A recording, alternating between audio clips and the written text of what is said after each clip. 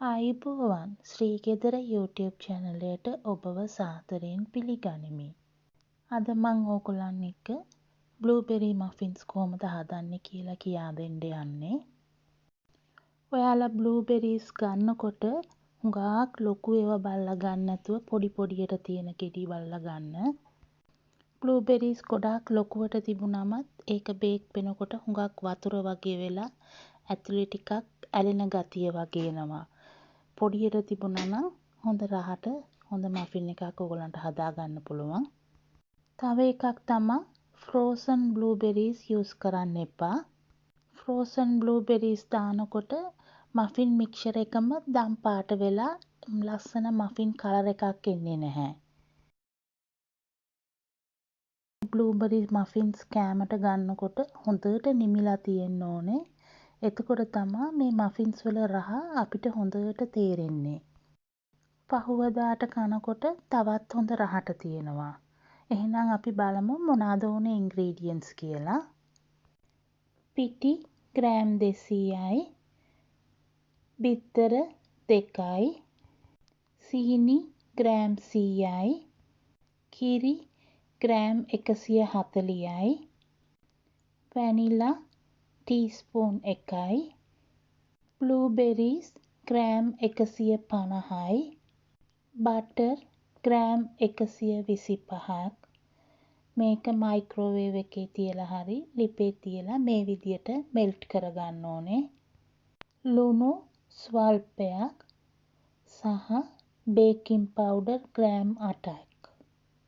පිටිවලට baking powder ලුණු ටික හලලා එකතු කරලා ඒකටම සීනි ටිකක් දාලා හොඳට මික්ස් කරගන්න.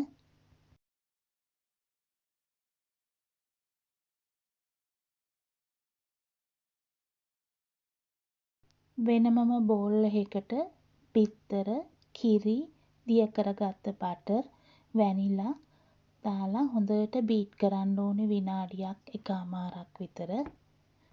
මේ අතරතුර අපේ oven එකත් සෙන්ටිග්‍රේඩ් 190ට රත් වෙන්න දාලා තියෙන්න ඕනේ.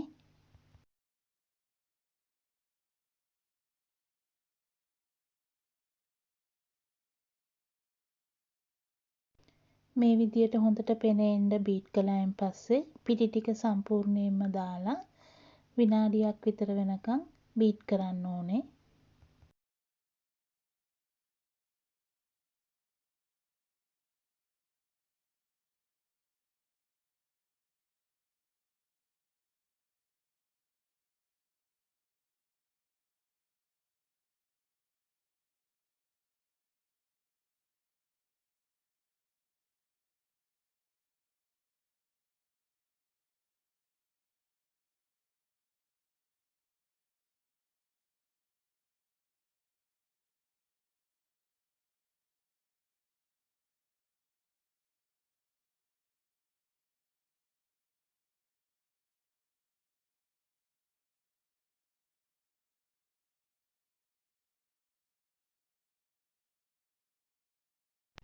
හොඳට හොදලා හිටන් වතුර බේරලා බ්ලූබෙරිස් ටික දැන් එකතු කරලා හිටන් මික්ස් කරන්න ඕනේ.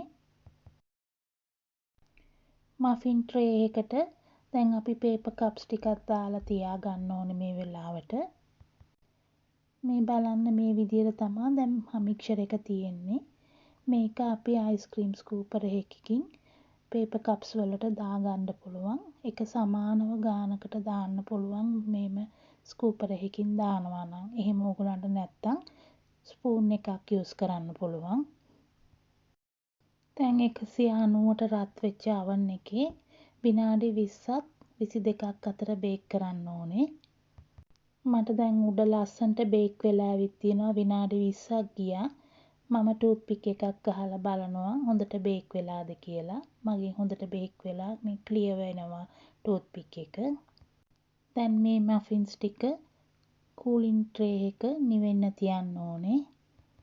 හොඳින් මතක තියාගන්න උණුවෙන් මේ බ්ලූබෙරිස් මෆින්ස් කන්න එපා. මොකද බ්ලූබෙරිස් වල හුඟක් වතුර තියෙන හින්දා ඒක ඔයගොල්ලෝ උණුවේ කනකොට කිසිම රහක් ඔයගලන්ට තේරෙන්නේ නැහැ. හරිම ලේසියෙන් හරිම ඉක්මනින් හොඳ රහ මෆින් එකක් අපිට හදාගන්න පුළුවන්. විනාඩි 3ක් වැනි කෙටි කාලයකදී බීට් කරගන්නත් පුළුවන්. ඔයාලා බ්ලූබෙරීස් කන්න කැමති නම් අනිවාර්යෙන්ම මේ මෆින් එක හදලා බලන්න.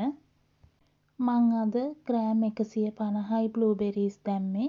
ඔයාලට කැමති නම් ග්‍රෑම් 200ක් වුණත් දාන්න පුළුවන්.